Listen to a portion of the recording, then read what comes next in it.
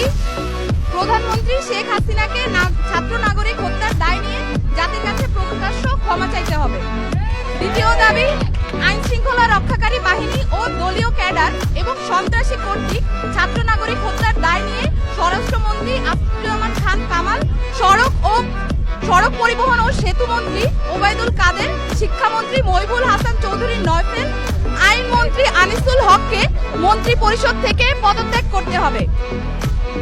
Internet shutdown করে দেশে digital crackdown করায় তথ্য প্রতিমন্ত্রী জুনায়েদ আহমেদ পলককে পদত্যাগ করতে হবে।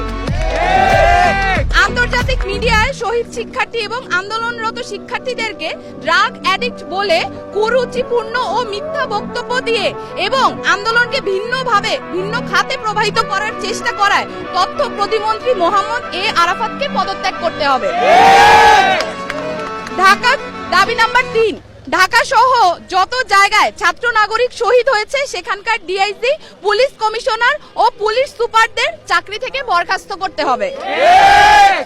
দাবি নাম্বার 4, ঢাকা বিশ্ববিদ্যালয়, জগন্নাথ বিশ্ববিদ্যালয়, জাহাঙ্গীরনগর বিশ্ববিদ্যালয়, রাজশাহী বিশ্ববিদ্যালয় এবং চট্টগ্রাম বিশ্ববিদ্যালয় সহ সারা দেশের প্রত্যেকটি বিশ্ববিদ্যালয়ে যেখানে ক্যাম্পাসে আইন শৃঙ্খলা বাহিনী কর্তৃক শান্তিপূর্ণ আন্দোলনে হামলা হয়েছে প্রত্যেকটি বিশ্ববিদ্যালয়ের ভিসি এবং প্রক্টরকে পদত্যাগ করতে হবে। দাবি নাম্বার 5, যে পুলিশ, বিজিবি, র্যাব ও সেনা সদস্যরা শিক্ষার্থীদের ওপর গুলি করেছে, ছাত্রলীগ, যুবলীগ সহ যে সকল সন্ত্রাসীরা শিক্ষার্থীদের ওপর নৃশংস হামলা পরিচালনা করেছে এবং যে সকল নির্বাহী ম্যাজিস্ট্রেট, পুলিশ ও সেনা কর্মকর্তাদেরকে নিরস্ত্র ছাত্র নাগরিকদের ওপর গুলি করার নির্দেশ দিয়েছে তাদেরকে আটক করে হত্যা মামলা দায়ের করতে হবে ও দ্রুততম সময়ের মধ্যে গ্রেফতার করতে হবে।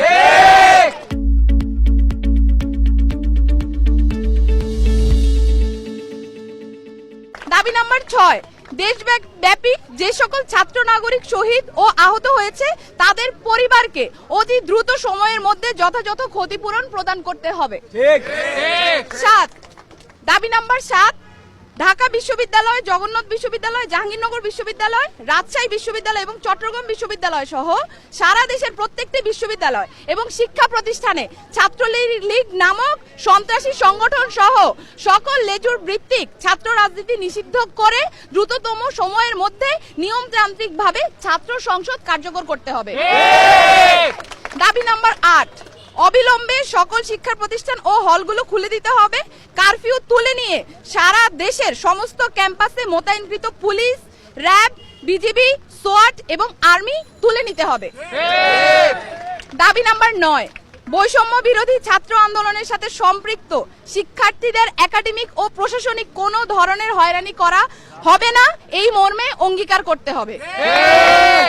ইতিমধ্যে গণগ্রেফতার ও পুলিশি হয়রানির শিকার সমন্বয়ক বৃন্দ ও ছাত্র নাগরিকদের অবিলম্বে মুক্তি দিতে হবে ও সকল মামলা প্রত্যাহার করতে হবে।